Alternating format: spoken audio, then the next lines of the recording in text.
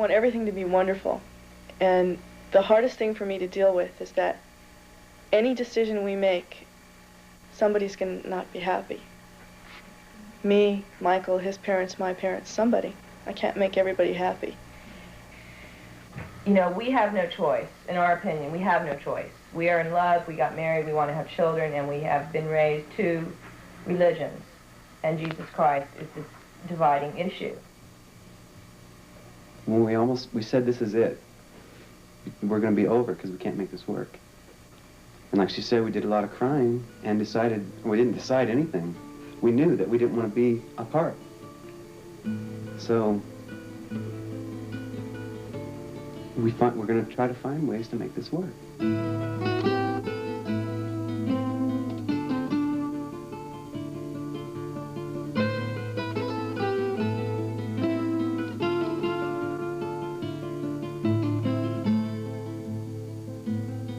Currently, 40% of Jews are marrying non-Jews.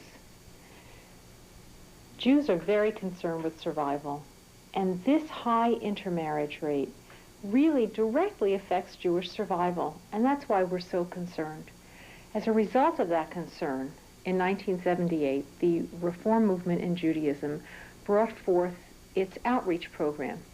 This program was designed to bring intermarried couples or couples contemplating intermarriage closer to the Jewish community. We want to reach out to them, we want to help them deal with their own concerns, and we want to enable them to feel comfortable coming close to us. We've set up groups that meet for 8 weeks, and they enable both Jews and non-Jews to understand better the nature of Jewish identity. Hear you. If you're clear, more clear than you might be now about what's important to you, what Judaism might mean to you, what Christianity might mean to you, you'll be more in touch with why it's important for you to maintain your own religious tradition. Because it's not, automatic. Two Jews marry, it's an automatic. Whether or not they're going to have Shabbat, we'll come to it. We may not, depending on, their own inclination. But it's not an automatic with you guys. Everything you do is going to be put under a microscope. It basically all came to a head when we went to visit each other's parents. One weekend back to New Jersey and next weekend back to Colorado. And we're in Colorado and trying to, decide where to have the ceremony, who's going to perform the ceremony, what kind of tablecloths we're going to have, who's going to eat what, and all these minor details. And you can't really be concerned about who's going to hold what flowers at your wedding when there's all these other important issues to talk about.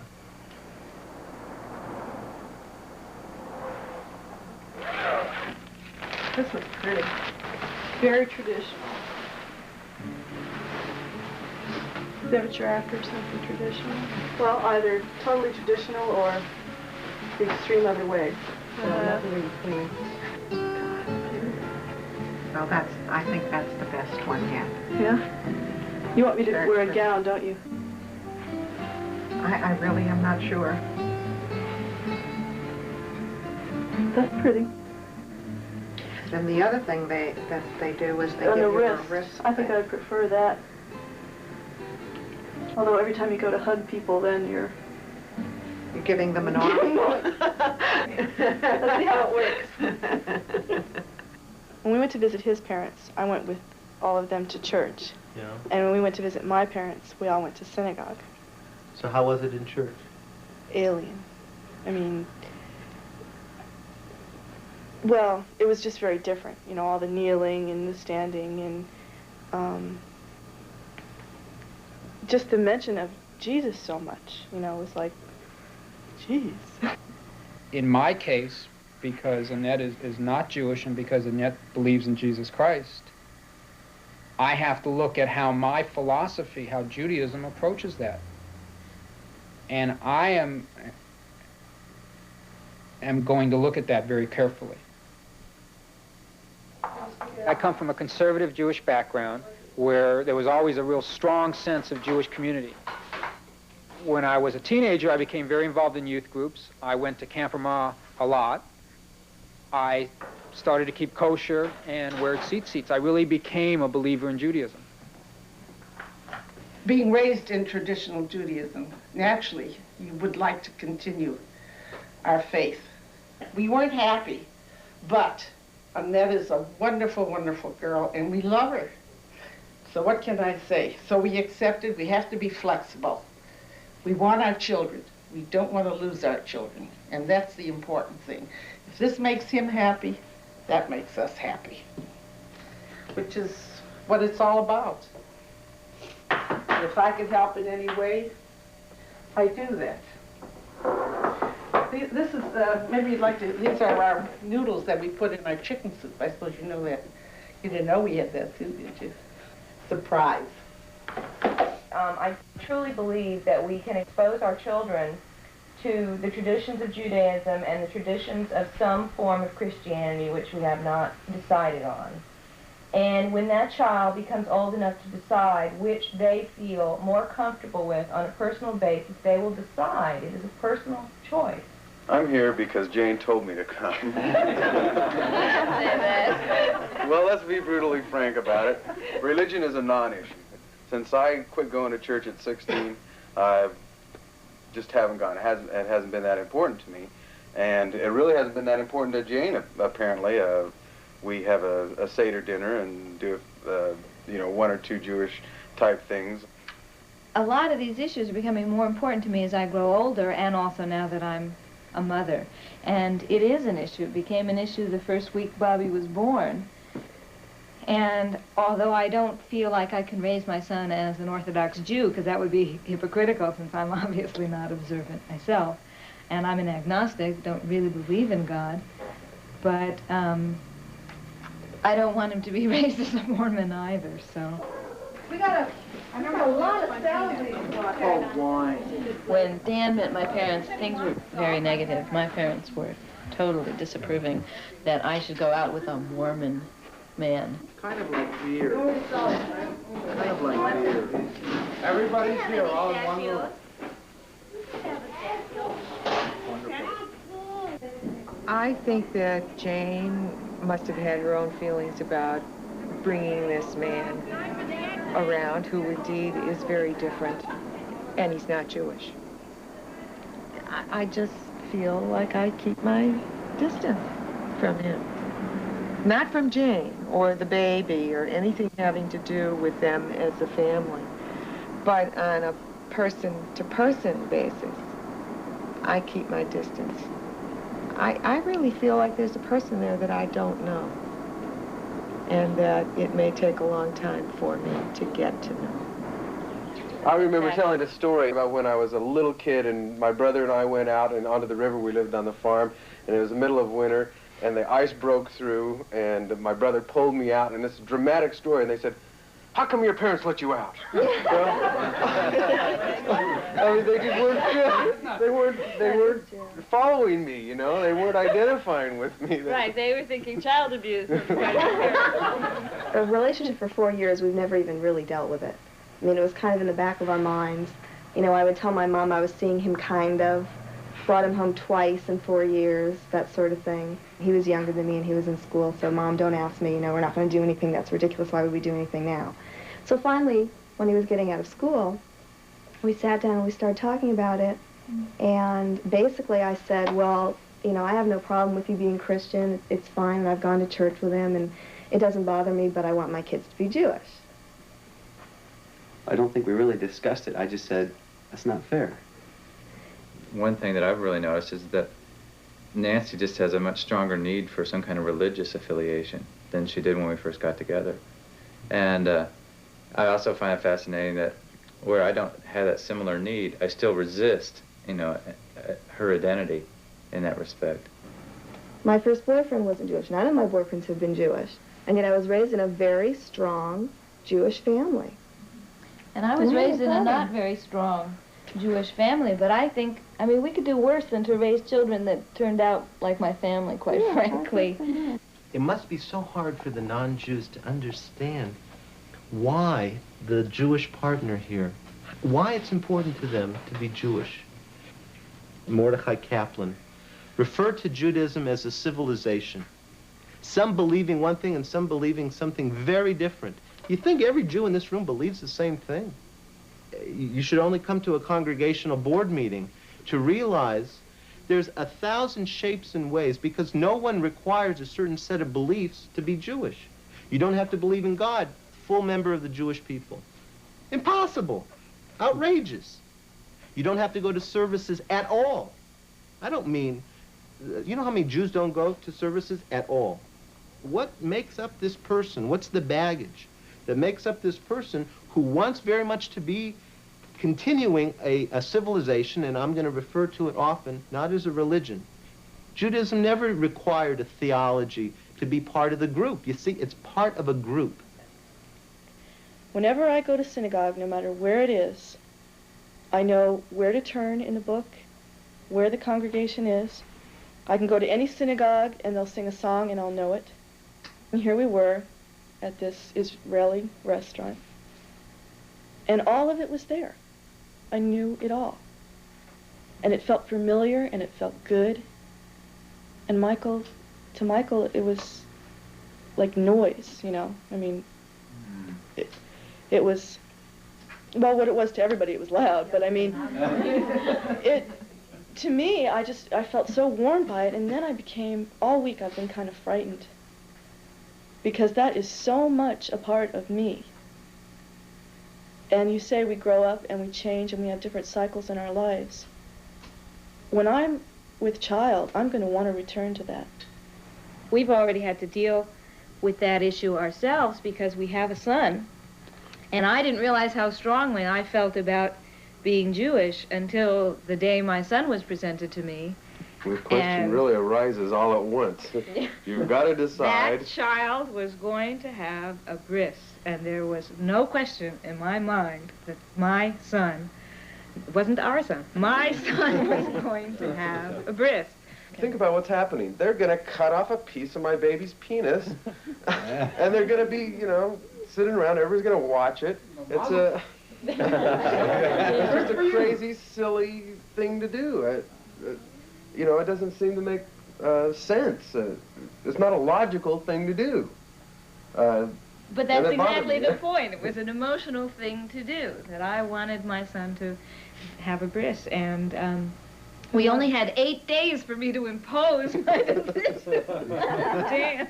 And you didn't say, I really think this is important, and if you allow me to have my child go through a bris, I will allow you something. That to me is important. Annette has a need for things, and I can say, what are your needs? And if I do that, then she can say to me, what are your needs? I really understand what you just said, and we have not looked at each other and asked each other what we need. Even though Michael says, gee, I'd like to do it like Ira and Annette are, it's still very cut and dry for him, because doing it like you are for Michael means he wins. It means the kids, no, it means the kids are Catholic. I feel, and I know you're going to get mad, but I feel that you just push this whole thing with Jesus in my face all the time. I mean, the problem of Jesus is such a force. It's not even that he's Christian and I'm Jewish, it's just Jesus. It's just like right in between us. When people say that you're going to have a problem raising your kids, what they mean is you're going to have a problem dealing with Jesus. As they're growing up, I can't see doing both, because then they're just going to form in their mind. They're going to think, yeah, I do believe in Jesus, but I'm Jewish, and I just can't see how that can be. And he thinks there's nothing wrong. I know, I see there's nothing wrong with that. No, to me, if they believe in Jesus, they're not Jewish. My wanting my children to be Jewish was not something my parents were forcing on me. They didn't disown me, tear their garments of clothing, pronounce me dead. But then I realized, gee, I can do whatever I want, it's okay, and yet I still want my babies to be Jewish. This is a lot more comfortable, but I don't like this style. I like them here. I still like the gowns better. I try to talk myself into a cocktail dress, but it's just kind of part of a fairy tale of always wanting to be a bride. But it seems kind of silly if I don't have a big fancy wedding to wear. fancy dress like that. Well, I want a wedding. You know, I'm not talking about 150 people. I'm talking about 50 people that matter, and I want the ceremony to be. I want Michael to break the glass, and I want to stand under a chuppah, and I want my parents lifted up on chairs after the ceremony. And Michael's willing to do all that. But Evelyn, it seems so inappropriate. I know, but I still want it all. I mean, if you wanted all those things, why didn't you marry a Jewish fellow? Why don't you go with a Jewish fellow? I mean, it just seems so hard to rationalize what this is all about. You can't rationalize it.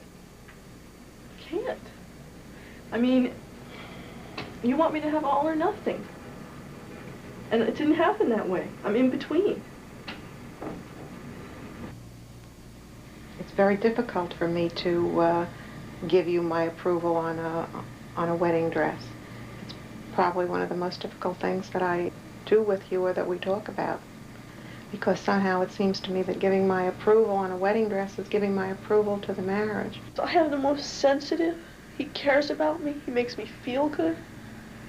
I never met anybody like that.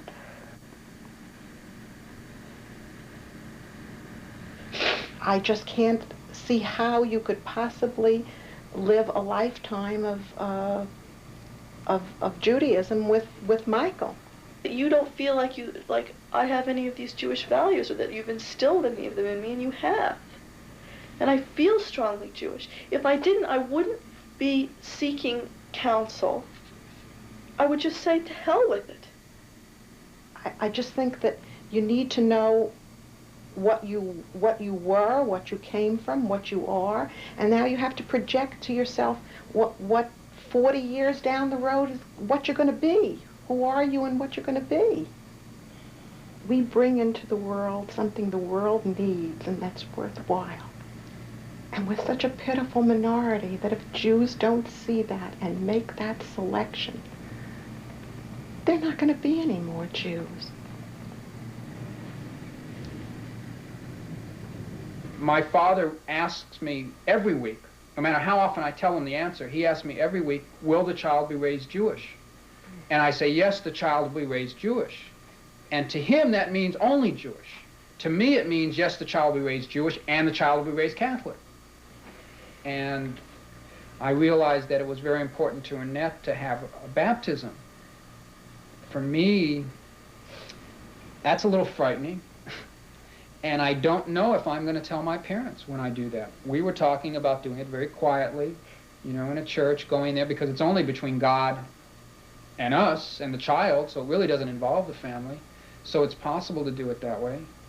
So what do? Do you decide, okay, we're both going to do that, and then do you have a home that's just constant religion or constant celebration or constant tradition or whatever it is for you? And is it going to pull the two of you apart? What is most important to me about my child is that my child has a personal relationship with God that has an inner peace. That is the most important thing that I wish on every one of you.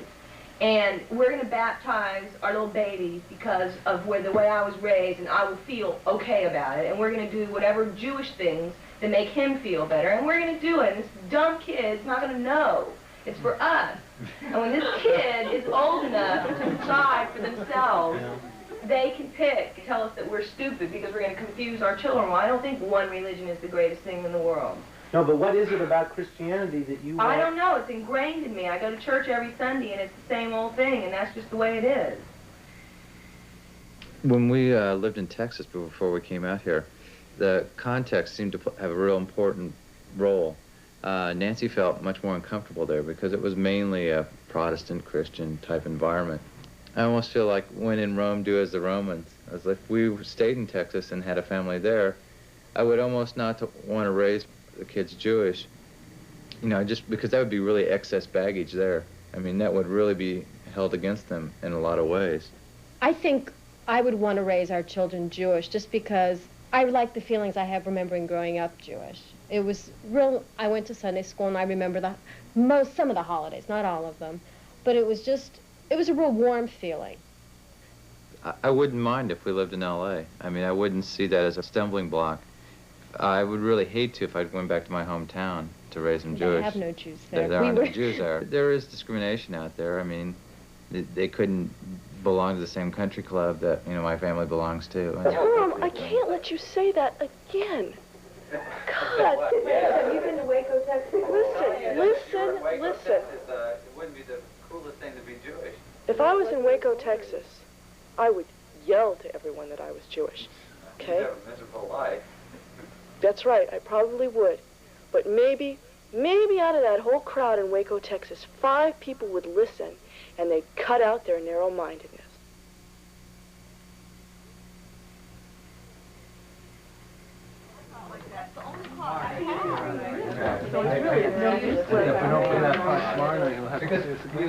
I don't know if you necessarily believe that it's absolutely essential to the Jewish culture, this thing about Jesus, and not believing in Jesus Christ as the Messiah. You know, I'm starting to learn that. I wanted it all. I wanted Michael to convert. I wanted my children to be raised Jewish. I wanted a Jewish wedding in Denver with all the hoopla. And little by little, through my love for Michael, I've said, okay, no Jewish wedding. He's not going to convert because that's not who he is. He's Catholic. It's not something that's in me to give. I can't convert, but I can't. And it's hard for us. I mean, Michael, I understand when he says, hey, I'll be alien to my own family. I don't understand it. How am I going to celebrate it?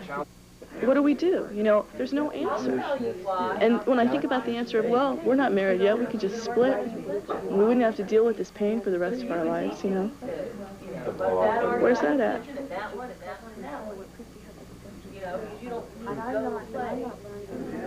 It must be so difficult. Choosing between your religion and your best friend.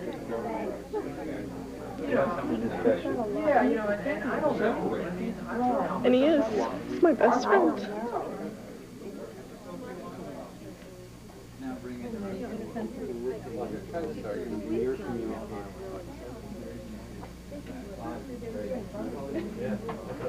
Jane and I talked about my family tradition of doing this nativity scene on Christmas. There's always a little baby in the extended family who plays the baby Jesus, and we've got some angel reading on high.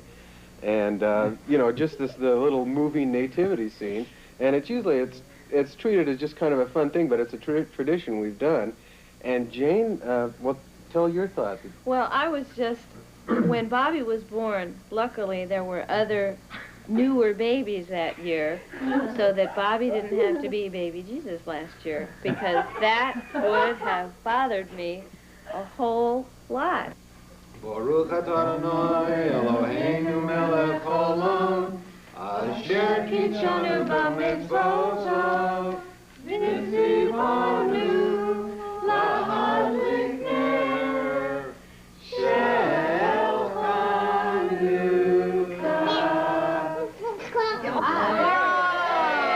There we go. All right. Mom likes those Hanukkah. You like the candles, Monica? You think? Do you know that's a menorah, like what Grandma showed you last week? You're welcome. Oh, beautiful.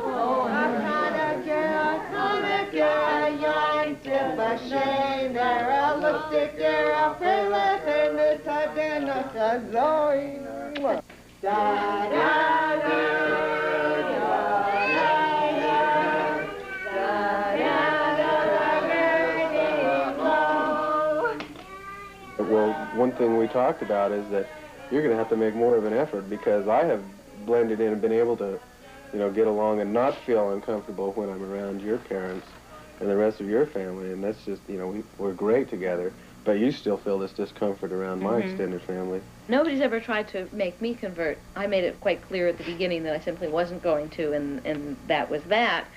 But it's just uncomfortable.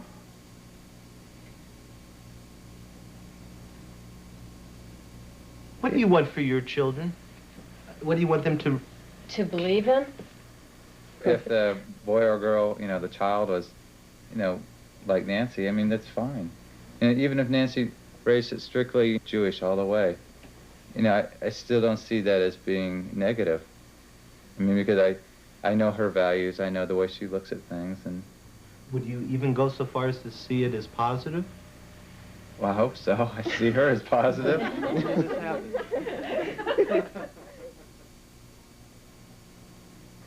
Baptism, things like that are not that important to us, either one of us, so we probably won't do those things. But I said to Mark, I said, as far as children going to a Jewish Sunday school or a Jewish preschool, that's what they're going to do, and that's fine. Yeah, we didn't necessarily decide that. We didn't. Well, that was like You're you're swallowing something pretty big there. Yeah, I said that if that happens to be the best preschool, Sunday school, or whatever, Well, certainly. Not Sunday school, There's preschool. going to be a million best. I mean, there's not going to be just one place that's the best in a community. Well, okay. I have to say that I desperately want my child to be Jewish. And on the way home, we talked about that. It really shocked Annette. She goes, "Where did that come from?" Because I had never expressed that. You had never expressed the fact that you had wanted your child... Not desperately. My Jewish roommate, who knows him very well, you know, was trying to tell me, you guys better deal with these issues because no matter what he says, you know, he's raised Jewish and he is Jewish. And so I had understood that and had dealt with that, but this desperately thing was pretty, this class is getting to us. Well, I think along with the rest of the group, it's just something that's, you know, gradually been building up more and more to head, you know, how she has changed. You know, even her necklace that she's wearing now, this week was the first time I saw it. She wore it a few times this week. You know, she said that she'd never worn it before in front of me. And, you know, just little things like that, you know, it's all coming to the surface now. I took it off when we started dating. I always wore it before that. Because I don't know why. And now I wear it. Because I'm able to now acknowledge that I desperately want my child to be Jewish, I have to acknowledge that Annette probably feels the same way. And that I have to respect that. But I want you not to kind of fudge yourself and to take the easy way out, that it's very easy to say, yeah, I think if we at home live an ethical life and show our children good examples from mother and dad, and we preach all of the 10 commandments that we share in common, then, you know, that becomes our religion that we impart to our child. If it were that simple, my friends, I think this issue would not be dominating us as it is, because we would simply be leading ethical lives. What complicates is that we're talking about belonging, and we're talking about community, that which goes on outside of the confines of your home. We are part of a larger order. I want my wife to be happy, and I know that the same way I feel about Talmud and Torah, she feels about Jesus Christ. So that it's important that we do both. In order to please each other. Yes, and create a community in our home.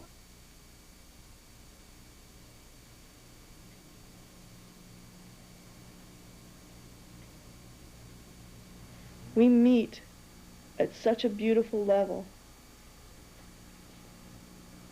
in every way, except religiously. And I don't want this group to end with feeling like Evelyn won't give in. Michael feels as strongly about his Catholicism as I do about my Judaism. And because we both feel that strongly is why it won't work. You know, it's obviously the most important thing in her life is her Jewish community. And, you know, it's a tough thing to face, you know, and you know, it's been a very tough week for us because I think, you know, maybe we're realizing that, you know, maybe I can't fulfill her needs. You know, maybe I'm just not an adequate partner for her in her Jewish community because I don't have those same strong feelings as she does. And it hurts me to think in those terms, but, you know, we're wondering if our relationship really has a future because of this great difference.